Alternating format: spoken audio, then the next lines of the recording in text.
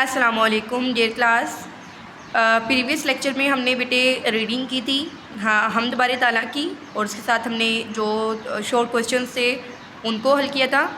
آج کے اس لیکچر میں ہم ریڈنگ کریں گے نعت رسول مقبول صلی اللہ علیہ وآلہ وصحبہ وسلم کی. تو سب سے پہلے بیٹے ریڈنگ سٹارٹ کرنے سے پہلے ہم پڑھتے ہیں درست تلفظ کے ساتھ پڑھیں. ہم نے کیا کرنا ہے، ہم نے ورڈز کو پڑھنا ہے درست تلفظ کے ساتھ. جی تو بیٹے سب سے پہلے ہم نے کیا پڑھنے ہوتے ہیں، جو ہمارے ورڈز ہیں ہم نے ان کو پڑھنا ہوتا ہے، لیکن درست تلفظ کے ساتھ پڑھنا ہوتا ہے، ادائیگی بالکل ٹھیک کرنی ہوتی ہے. تو پہلا ورڈ ہمارا ہے پیغام، انسانیت، سنوارنے، عقبہ. عقبہ کسے کہتے ہیں بیٹے؟ آخرت کو بولتے ہیں، آخرت کو.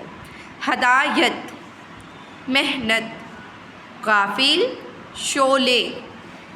تو اب سٹارٹ کرتے ہیں اپنی ریڈنگ کو، اور آپ لوگوں نے بھی میرے ساتھ ساتھ ریڈنگ کرنی ہے تاکہ آپ کے جو ورڈز آپ صحیح سے نہیں پڑھ پاتے آپ اس کو پہلے سنیں اور پھر ادائیگی کریں، تو آپ کو لفظوں کی ادائیگی آ جائے گی یقینی. آئیں پڑھیں. نعت اس نبی کی جس نے پیغام حق سنایا، نعت اس نبی کی جس نے پیغام حق سنایا، انسانیت کا رستہ انسان کو دکھایا.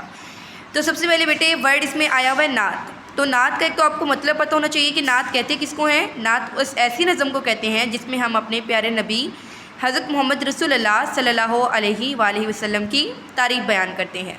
اب اس میں کیا کہہ رہے ہیں کہ نعت اس نبی کی جس نے پیغام حق سنایا، انسانیت کا رستہ انسان کو دکھایا.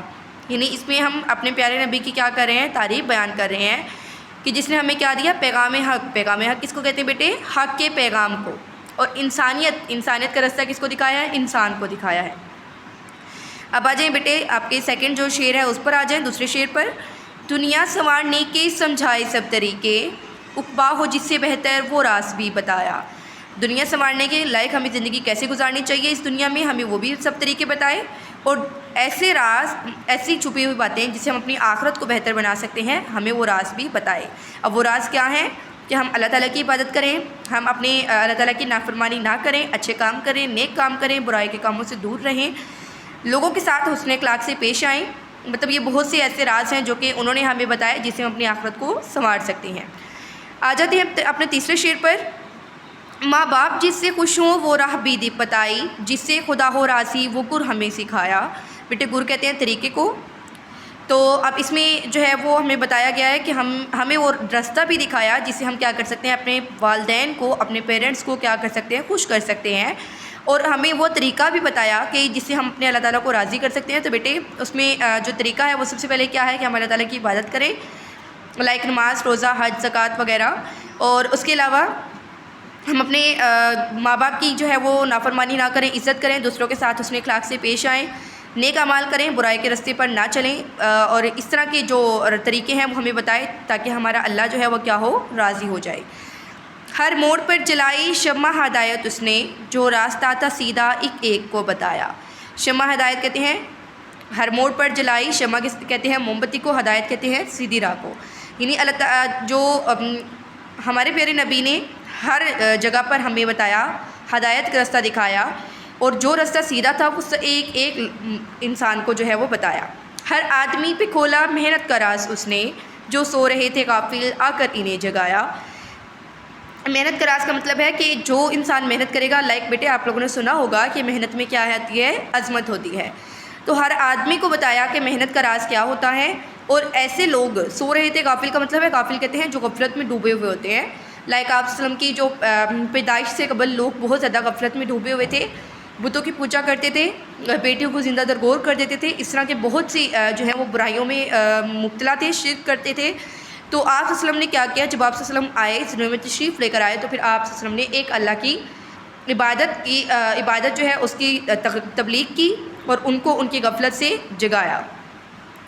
شعلے بھڑک رہے تھے دنیا میں کفر و شر کے، انسان کو اس نے آ کر اس آگ سے بچایا. بیٹے اس میں بھی جو ہے وہ تھوڑا سا لنک دیا ہوا ہے پچھلے شعر کے ساتھ کہ آپ وسلم کی پیدائش سے پہلے جو ہے وہ ہر جگہ پر شعلے بھڑکنا، مطلب ہر جگہ پر برائی جو ہے وہ عام تھی، قتل و غارت، اس کے علاوہ لڑائی جھگڑا، حسد، بغض، کینہ، اس طرح کی بہت سی جو ہے وہ برائیاں عام تھی. کفر و شر کی، کفر کہتے ہیں کافر کو اور شر کہتے ہیں برائی کو. لیکن آپ صلی اللہ علیہ وسلم جب اس دنیا میں آئے تو آپ صلی اللہ علیہ وسلم نے انسان کو اس آگ سے، اس کفر کی آگ سے، اس برائیوں کی آگ سے جو ہے وہ بچایا. انہیں بتایا کہ ایک اللہ کی عبادت کریں اور سیدھی راہ پر چلے تو آپ اللہ تعالیٰ کو کیا کر سکتے ہیں؟ راضی کر سکتے ہیں۔ جی تو بیٹے آپ نیکسٹ پیج کو آپ ٹرن کر لیں۔ پھیلے جہاں میں ہر سو توحید کی شعائیں، مشرق بھی جگمگایا مغرب بھی جگمگایا۔ ہر سو کا مطلب ہوتا ہے ہر جگہ، توحید کا مطلب کیا ہوتا ہے بیٹے؟ توحید ایک اللہ کی عبادت کرنا۔ تو اس شعر میں ہمیں بتایا کیا ہے کہ آپ صلی اللہ علیہ وسلم نے ہر جگہ پر توحید کی شعائیں جو ہیں وہ پھیلا دی۔ لائک آپ صلی اللہ علیہ وسلم نے اللہ تعالیٰ کی توحید کا پیغام ہر جگہ پر دیا، اسلام کی تبلیغ دی، اور اس تبلیغ سے آپ نے مشرق کو بھی جگمگا دیا اور مغرب کو بھی جگمگا دیا۔ آپ صلی اللہ علیہ وسلم نے توحید کا پیغام ساری انسانیت کو اور پوری دنیا کو دیا۔ بھولی ہوئی تھی دنیا اپنے خدا کو محشر، خالق کے در پہ اس نے مخلوق کو جھکایا۔ بیٹے محشر اس میں جو ہمارے شاعر ہیں، جو رائٹر ہیں، وہ اپنے آپ کو مخاطب کر رہے ہیں، کیونکہ یہ ہماری کسی بھی نظم کا آخری شعر ہے، تو اس میں جب شاعر اپنے آپ کو مخاطب کرتے ہیں تو اس کو مقطع بولتے ہیں۔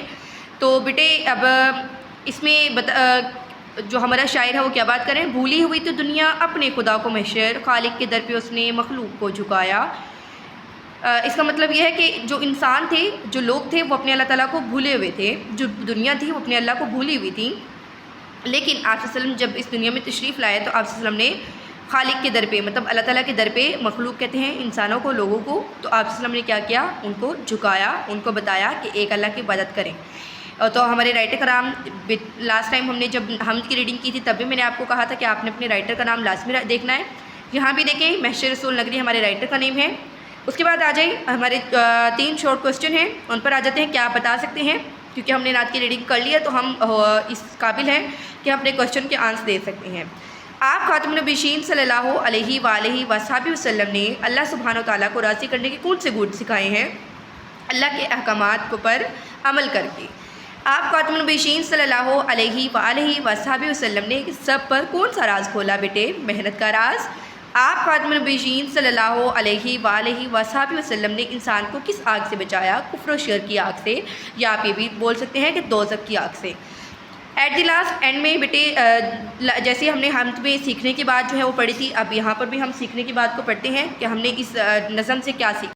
جی تو بیٹے لاسٹ میں ہم پڑھتے ہیں اب سیکھنے کی بات۔ اس نعت سے میں نے سیکھا کہ حضرت محمد رسول اللہ خاتم النبیین صلی اللہ علیہ وآلہ وصحبہ وسلم نے لوگوں کو ہدایت اور انسانیت کا سیدھا رستہ دکھایا، دنیا داری اور دین کے رستے پر چلنے کے سب طریقے بتائے۔ آپ خاتم النبیین صلی اللہ علیہ وآلہ وصحبہ وسلم کی دنیا میں شمع ہدایت بن کر آئے، کفر و شرک کے اندھیروں میں گھرے لوگوں کو خالق و مالک اللہ سبحانہ و تعالیٰ کی پہچان کروائی۔